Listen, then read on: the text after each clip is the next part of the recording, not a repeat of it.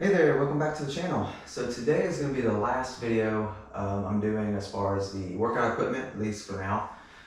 Today is going to be a follow-up on the Rogue rack build that I did 3-4 months ago. For you guys, the videos are going to be back to back, but for me, this was 4 months ago or so that I built this. And since then, there's been a couple small changes that I've made, and I guess the first thing I'd like to cover is the lock washers that I mentioned in the last video, that the 4 lock washers that were missing. I did contact Rogue and they sent out replacements the next day, super fast, so excellent. I've got those on here now, and so the build, I mean, it has been rock solid the whole time. I've done pull-ups, I've done, squats with this, of course, bench press.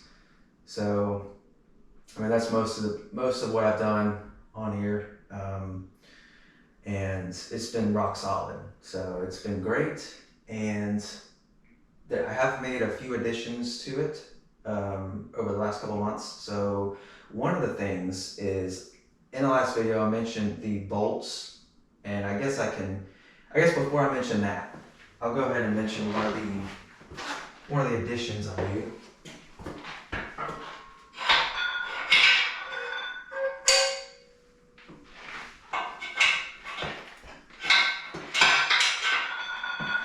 So this is one of the purchases I made recently, maybe about a month and a half ago, but it's just going to be the squat wedges, solid steel, and they've got a great pad on here that comes with them for a grippy pad, very good. And so I bought these. They work great for, of course, squats. Maybe not, I haven't done them as far as like barbell squats. I usually do them if I'm doing dumbbells and with lighter weight, and then I want to focus on my quads more. It seems to work really good for that. I may try it using the barbell at some point, but I just haven't done that particular one yet. The other thing I've done with these is calf extensions. It works really good. This is the 15-degree ones. Let's see if I can.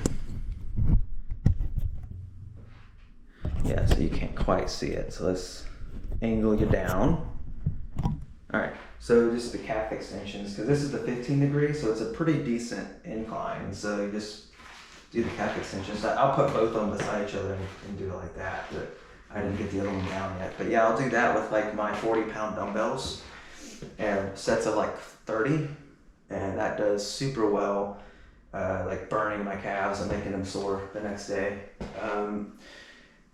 So far, I haven't been able to balance well enough with the free weight barbell over there. Doing these calf extensions is kind of difficult for me.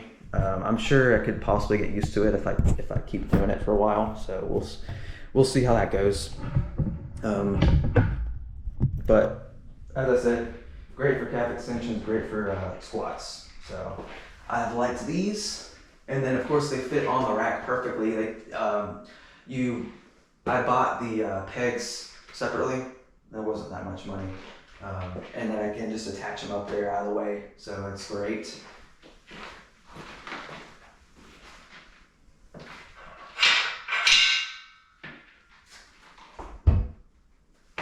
Okay, next thing to cover.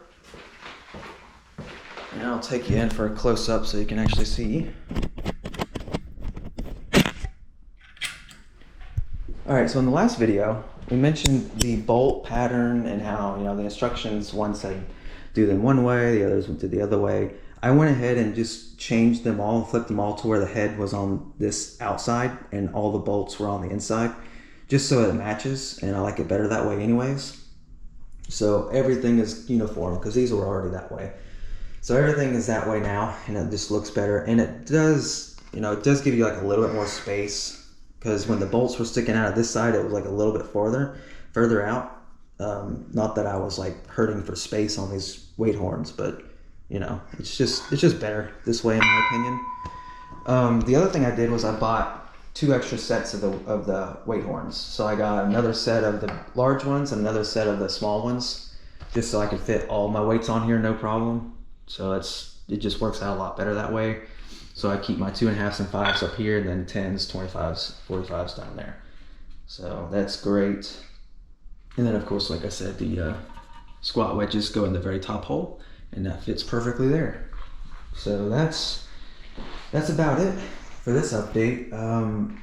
Can't think of anything else that I may have missed other than just saying again, it's a great build, a great rack. Even though it's like their smallest, basically their smallest one that they offer, I think. I mean, there's smaller ones, but you know what I mean? Like as far as like a 4-post kind of setup, it's kind of like the smallest one you can get. It's the Monster Light. So for my area, the area that I have, the space is very limited. So this is like the biggest I could really afford to go with. So yeah, hopefully that helps anyone out there who's thinking about buying one of these, and go for it. That's what I say. Anyways, thanks for watching, and I will catch you on the next video. See ya.